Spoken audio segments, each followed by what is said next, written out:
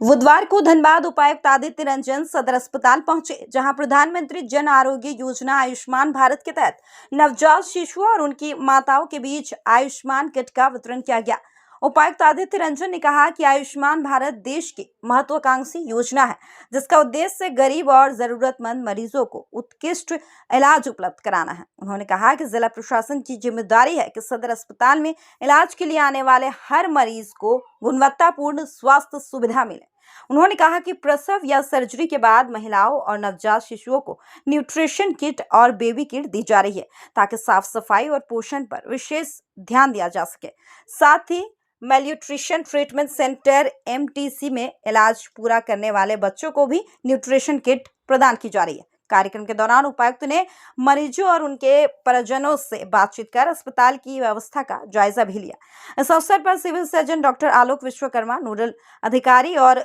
सहिया सखी मौजूद रही। देखिए,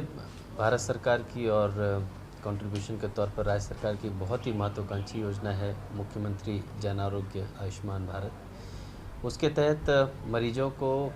उत्कृष्ट सेवाएं देने का जो दायित्व है राज्य सरकार का और ज़िला का, तो वो हम लोग पूरा करने की कोशिश कर रहे हैं। और जैसा कि जानते हैं, सदर अस्पताल में आयुष्मान कार्ड हो नहीं हो, कैसे भी मरीज कहीं से भी आए, हम लोगों को उनको उत्कृष्ट सेवा देना है। पर अगर आयुष्मान भारत में एम्पैनल होकर यहाँ पर डिलीवरी कराते हैं या अन्य किसी भी तरह की सर्जरी कराते हैं, तो हम लोग सभी ऐसे मरीजों को कोशिश कर रहे हैं कि एक न्यूट्रिशन किट उनकी माताओं को, क्योंकि डिलीवरी के तुरंत बाद हीलिंग के लिए बहुत ज़रूरी होता है कि उत्कृष्ट उनको न्यूट्रिशन मिले, और साथ ही साथ बच्चों के लिए एक बेबी किट, ताकि उनकी साफ़ सफाई, उनका हाइजीन का ध्यान रखने में उनको मदद मिले और उनको एक मोटिवेशन रहे कि ऐसे भी बच्चों को लालन पालन किया जा सकता है। तो हम लोग एक न्यूट्रिशन किट मदर्स को जो डिलीवरी के लिए हैं, और एक बेबी किट बच्चों को जो नया बच्चा जन्म लिया है, और जो बच्चे हमारे यहाँ MTC में भर्ती होते हैं वो भी आयुष्मान एम्पैनल्ड वर्क है। तो वैसे बच्चे जो MTC में अपना समय पूरा करते हैं, वैसे बच्चों के लिए भी हम लोग एक न्यूट्रिशन किट बना के दे रहे हैं, ताकि घर जाके भी उनका केयर हो सके और उनका जो वज़न कम है, उनका जो हाथ की मोटाई कम है, ये सब बढ़ने में जो सहयोग करेगा वो सब चीज़ें भी उनको देना है। इसके अतिरिक्त आयुष्मान से जितनी भी सर्जरी सदर अस्पताल में होगी, और अब इसको हम लोग CSC में भी लागू करेंगे, जितनी भी सर्जरी होगी, चाहे वो हार्निया है, ऑर्थोपेडिक का है,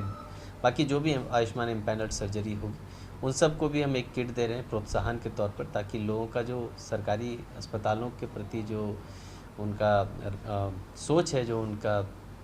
एक्सेप्टेंस है, वो बढ़े, और साथ ही साथ आम लोगों को इसका ज़्यादा से ज़्यादा लाभ भी मिल सके। सर्जरी का जो आप बता रहे हैं सर, वो क्या पोस्टमार्टम,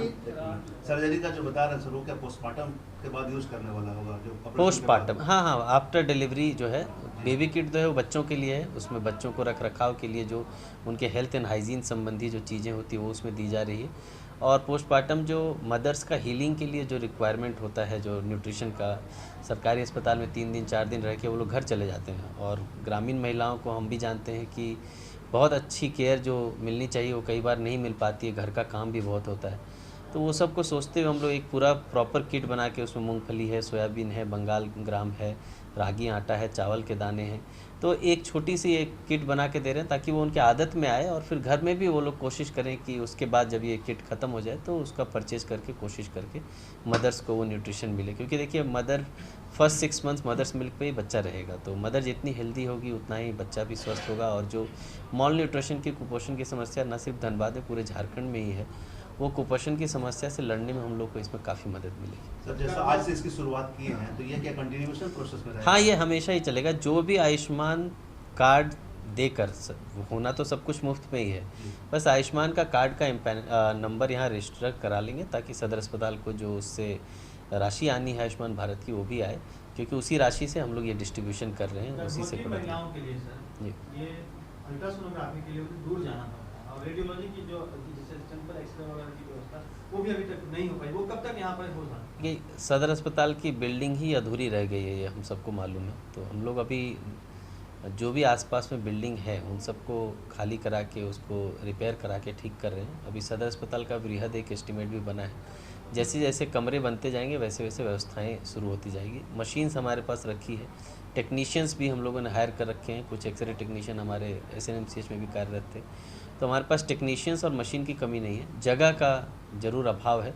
और वो एक थोड़ी समय लगती है उसमें कमरे बनने में। तो जितना भी समय लगेगा हम लोग